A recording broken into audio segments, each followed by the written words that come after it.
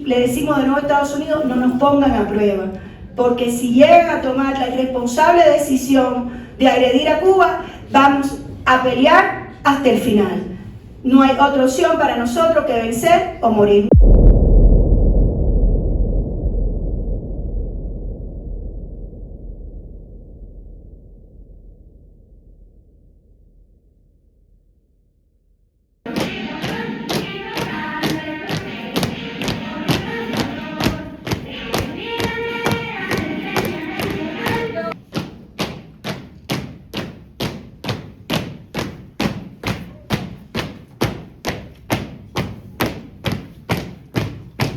Cuba no está sola, gracias, Cuba no está sola. ¡Viva Cuba libre! ¡Viva Cuba libre! Esto es histórico. Hubo una vinculación hace muchos años de carácter ideológico cuando todavía existía el Partido Comunista, pues hubo una gran vinculación del sindicato donde muchos cuadros de la organización sindical estuvieron allá formándose. Por ahí todavía eran varias y varios compañeros que se formaron ideológicamente con el proyecto cubano, entre ellos un exsecretario general, Nicolás Olivos Cuellar. Él era defensor de la parte ideológica del Partido Comunista, fue secretario general de nuestra organización sindical.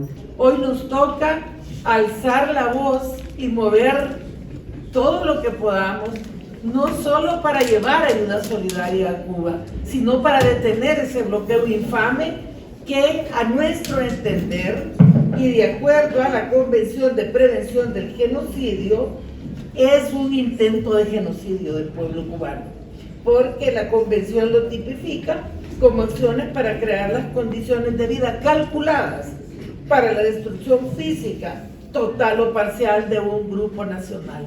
¿Y qué es sino genocidio lo que están haciendo en contra del hermano pueblo de Cuba? Lo único que puedo y debo hacer éticamente es respaldarlo. No tengo otra cosa más que hacer que ser solidaria con este pueblo que contra viento y marea, al igual que el pueblo palestino y otros pueblos del mundo como Irán, resisten esta embestida del imperio personificada hoy en día por Donald Trump. Nosotras creemos de que este conversatorio nos debe motivar a seguir en la denuncia y a seguir recaudando cosas para Cuba. Ayudémosles, ellos son la fuerza principal porque ellos son los que resisten, pero todas y todos debemos echarles el hombro con paneles solares, con medicina, con lo que sea, para que logren ganar la batalla de tiempo y derrotar esta nueva intentona del imperialismo, que está enredado además, porque es una cosa compleja. Fíjense que yo fui guerrillera y entonces yo aprendí que los ejércitos cuando son más fuertes es que caen. ¿Sabían eso? Entonces este imperio va a caer porque se ha metido en tal nivel de desastre que ya no va a hallar cómo salir de ninguno. Pero mientras eso ocurre, nuestros pueblos sufren. Nuestros pueblos mueren. Quisiera comentarles que en lo particular he estado 5 veces en Cuba. Las 2 primeras veces me tocó a los 20 y tantos años de edad como delegado al Festival Mundial de la Juventud y los Estudiantes en 74. En 74, en el barco Báltica soviético en aquel tiempo, surcamos 15 días el mar compartiendo con la delegación cubana, ¿verdad? De jovencitas, jovencitos, que en ese tiempo el eslogan era los mejores al festival. Entonces iba ahora sí que la crema innata de la juventud cubana. Para que no nos aburriéramos, el gobierno cubano fletó dentro de ese barco a las mejores orquestas me acuerdo que fue Enrique Jorrín, Aragón, y bueno, pues fue una experiencia increíble. Llegamos a la República Democrática Alemana, al puerto de Rostock, y bueno, fue una experiencia increíble. Después el siguiente festival mundial, el 11º, fue en La Habana. También tuve el gusto de estar en este festival y conocer en viva voz a los dirigentes vietnamitas, en ese tiempo luchando contra las intervenciones norteamericanas. Veíamos ahí héroes de guerra, jóvenes, sin un brazo, no sé, algo así muy impactante. Conocí ahí a Angela Davis, ¿no?, activista de los derechos de los negros en los Estados Unidos, a dirigentes como Yasser Arafat en ese tiempo, ¿no?, de Palestina, de la OLP. Entonces, para mí, que conocí después 3 veces más, la última con Agustín Rodríguez Fuentes, antes, unos 2 o 3 antes de que nos dejara, tuve la oportunidad de conocer al pueblo cubano en diversas épocas. Entonces, obviamente sabemos perfectamente bien cómo cuidan su soberanía, cómo se encuentran organizados para defender sus manzanas, cómo se encuentran organizados para defender su producción agrícola, cómo se encuentran organizados desde la Universidad de La Habana para reivindicar a los profesionistas, en donde hoy tenemos a los mejores, creo yo, médicos de América Latina en Cuba, y que es algo que están exportando, y que en México hemos tenido contacto con médicas y médicos cubanos que se van a la sierra, que se van a los lugares donde los médicos mexicanos dicen: no, es que yo por ahí no quiero, mejor quiero mi consultorio. Entonces, perdón por contar todas estas anécdotas, pero me tocó conocer a Fidel Castro, y en ese tiempo le llevé el ejemplar de mi primer libro que escribí, 50 años de sindicalismo universitario. Tengo una foto donde lo está recibiendo de mano, ¿no? Conocimos a Ramón Castro en ese tiempo, no sé, a muchísima gente, ¿no? Y es algo que se queda uno clavado, y es algo que inspira a uno en seguir acrecentando la solidaridad hacia un pueblo digno, hacia un pueblo que defiende su integridad, hacia un pueblo que defiende sus ideas, a pesar de los pesares, cuántas décadas de criminal bloqueo. A la salud pública de Cuba, es verdad, porque Cuba logró construir uno de los mejores sistemas de salud pública del mundo, y lo digo sin ningún tipo de exageración, uno de los mejores sistemas de salud pública de América Latina. Y por eso Estados Unidos nos castiga, y por eso persigue, y por eso licita cada año millones de dólares para aquellos que quieran trabajar en el negocio de desacreditar los programas médicos de Cuba. Y no hace mucho estuvo aquí en México la señora María Buelao, que ha sido una de las beneficiarias más millonarias de los fondos de la USAID y del Departamento de Estado para perseguir los programas médicos de Cuba en el mundo. Y ya lo sacaron de Honduras, y ya lo sacaron de Guatemala. El gobierno de Guatemala incluso dijo públicamente que sacaba a los médicos por presiones del gobierno de Estados Unidos, lo cual equivale a chantaje. Es decir, algo le habrán dicho que van a perder o que no te voy a dar, de mucha importancia para los guatemaltecos, cuando ellos toman una decisión altamente impopular de retirar servicios médicos a las personas que más lo necesitan. Y se los explico porque esa campaña ya empezó aquí también.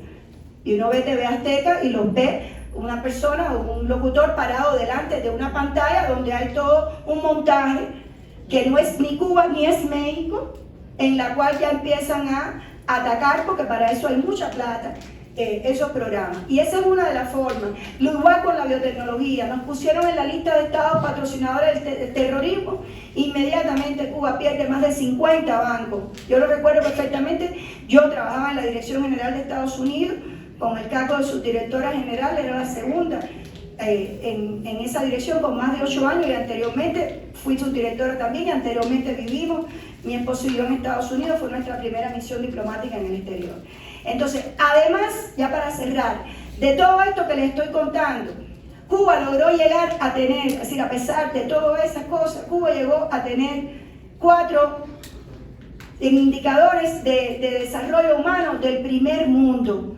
Por esa manera en que nosotros nos esforzamos en hacer la prioridad de nuestro sistema socialista o nuestro sistema social, poner al hombre, a las mujeres en primera prioridad, al ser humano.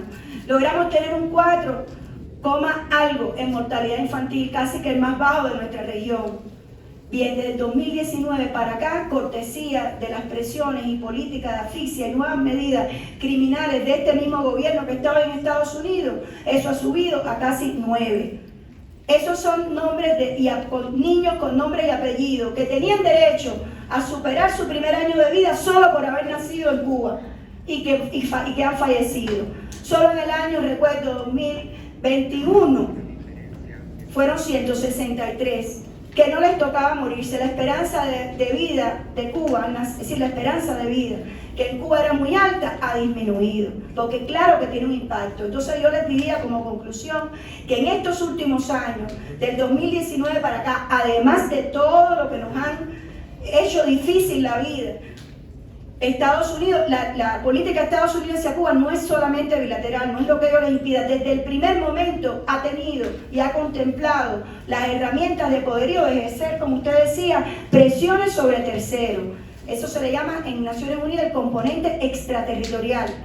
Es decir, es violar la soberanía de otro. Y lo que está en juego hoy no es solo si Cuba va a resistir, que yo les puedo asegurar que tenemos reservas de resistencia tan grandes como los 200 años de lucha para lograr tener un país libre, soberano e independiente. Lo que está en juego también es si los países de este mundo van a permitir que Estados Unidos les diga con quién pueden comerciar y con quién no. Si los países del mundo van a permitir que Estados Unidos les diga con quién se pueden relacionar y con quién no. Si los países de América Latina van a permitir que un país, una población como la de Cuba, que ha sido uno de los pueblos más solidarios y altruistas, se muera de hambre o de inanición o de enfermedad, porque a un pequeño grupo del sur de la Florida, de fascistas, corruptos y políticos al servicio de los intereses más reaccionarios de ese país, ha decidido que Cuba es un botín. No hace pocos días el presidente de Estados Unidos dijo públicamente: voy a tener el honor de adueñarme de Cuba, de tomar Cuba, no importa la palabra con la que lo digan. Está fantaseando. Y si lo intentan por la fuerza, vamos a dar la pelea. Les invito a los que puedan a leer la entrevista que dio ayer el viceministro que atiende a Estados Unidos, que era mi jefe hasta hace muy poco, Carlos Fernández de Cosío, donde dice: no está en los planes de Cuba ser un estado vasallo. No vamos a ser ni protectorado, ni colonia, ni neocolonia, ni estado vasallo. Hemos luchado mucho por nuestra independencia.